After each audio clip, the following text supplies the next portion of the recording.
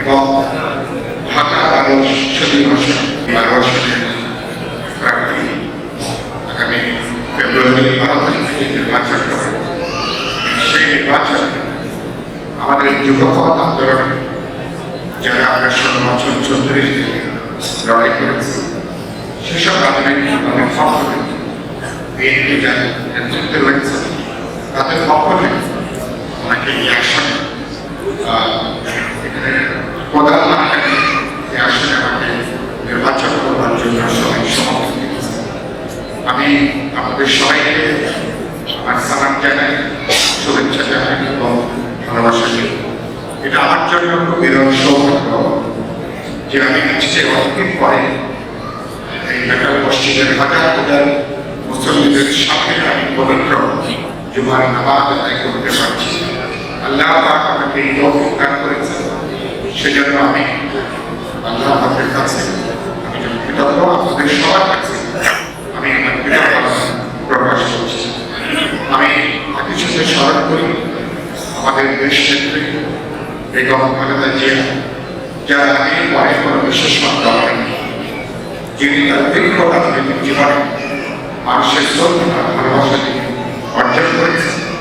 আমরা আজকে আমাদের এই নির্বাচনের পরে তার জন্য আমরা দোয়া করব এবং খালেদা জিয়ার জন্য, তার পরিবারের জন্য এবং তার পুত্র কবরের জন্য এবং জুলাই আন্দোলনের শহীদ হয়েছে সকল শহীদদের প্রতি তাদের আপনার মাত্রা কামনা করে দোয়া করব।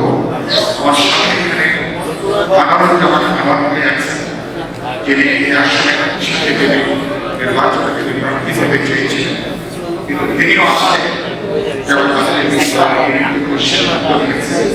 তিনি অন্য অনেকের মতো তিনি শ্রদ্ধা জানিয়ে সম্মান জানিয়ে দলের সিদ্ধান্তকে তিনি একমত পোষণ করে এবং তিনি তার নেতা কর্মী সমর্থক সবাই আজকে তারা আমার পাশে দাঁড়িয়ে আছে।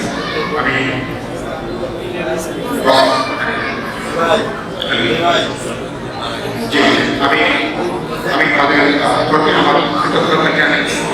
দুদিন আগে আপনারা জেনেছেন যে বেসুরি বাজারে স্বেচ্ছাসেবক দলের সাবেক সাধারণ সম্পাদক আজিজুর মোসাম্মি যারা কারণে তাকে হত্যা করা হয়েছে, যেটা ইতিমধ্যে আমি গতকালকে আমি সেদিনে ঢাকা মেডিকেল কলেজে আমাদের সবাই একটা ছুটি দিয়েছিলাম এবং তারপর গতকালকে আমি কারণ বাজারে আমাদের জানাজার শরীর হয়েছে।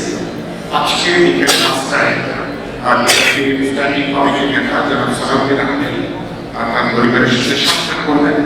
আমি আশা করি সেখানে শরীর হব, পরিবারের প্রতি শ্রদ্ধা প্রতি এবং আমাদের সমর্থন জানানোর জন্য শুধু এটা বলে করবো ঢাকা ভালো বাস্তবে বাংলাদেশের নারী ঢাকা শহরে এটা বাংলাদেশের সবচেয়ে গুরুত্বপূর্ণ আসনের মধ্যে এটা একটা আসন।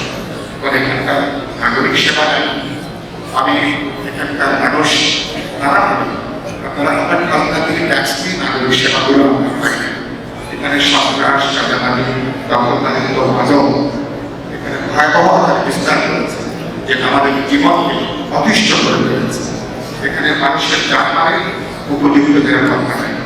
মানে আমি আমার জন্ম নোয়াখালী অঞ্চলে, আমি বড় হয়েছি কিছুদিন ওখানে, তারপরে খুলনা বাগেরহাট অঞ্চলে গত 50 বছর আমি ঢাকাতে আমার বিশ্ববিদ্যালয়ের জীবন থেকে গোটা জীবন এই অঞ্চলে আমি ঢাকা ভালো বাসিন্দা, এখানকার ভোটার। যেটা বলে শেষ করবো, আমরা একটু পরে আমরা আমাদের সামিল হবো। আমি আপনাদের প্রতি বলতে পারি